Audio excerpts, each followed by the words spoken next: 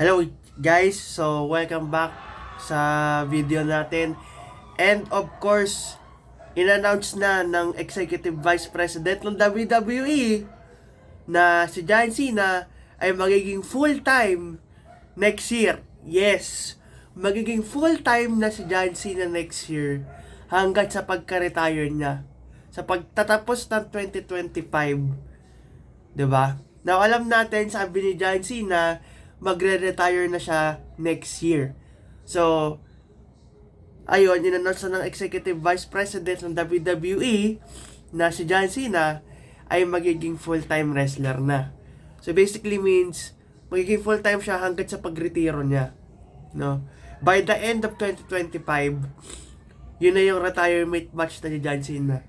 And of course, maging thankful din naman tayo dahil si John Cena ay nagbigay ng masasayang childhood memories natin. Ako, lalo na ako, speaking from experience, sa pag-fandom ko kay John Cena for the past 20 years, nakita ko siya 2 beses, no? Nung una, nung Raw, nung Monday Night Raw, Manila, 2006, February, nakita ko siya. And then, noong 2016, yung nag-live yung WWE dito ulit. I think, noong September 2016. No? And, yun yung pinaka-best memories ko about kay John Cena. And of course, in-embody niya yung hustle, loyalty, and respect, and never give up. And, yes, medyo nakakalungkot lang talaga na si John Cena ay magre-retiro na. Kasi syempre, matanda na rin si John Cena. Ilan taon na siya? 47 years old. Magpo-48 na siya, di ba? Next year, magpo-48 na si John Cena. So, I think it's about time na magretiro siya. No? Kasi, binigyan niya na lahat eh. Pinasaya niya yung childhood memories natin. Ang dami ng legendary matches, legendary feuds, no?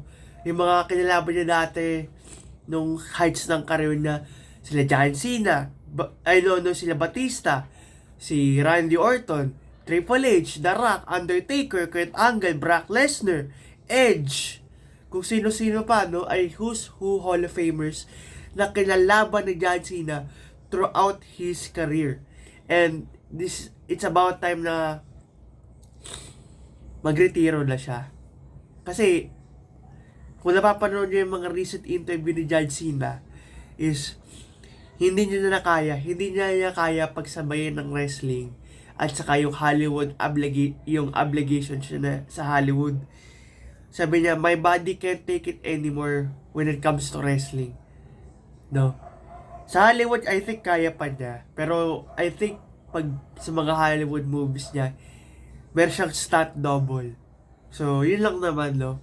Kayo guys, anong reaction niyo dito sa pagiging full-time na ni John Cena by 2025 leading up to his retirement match? Let me know in the comments below. And for more wrestling news and gaming, follow nyo na ako dito sa TikTok and YouTube. Peace out!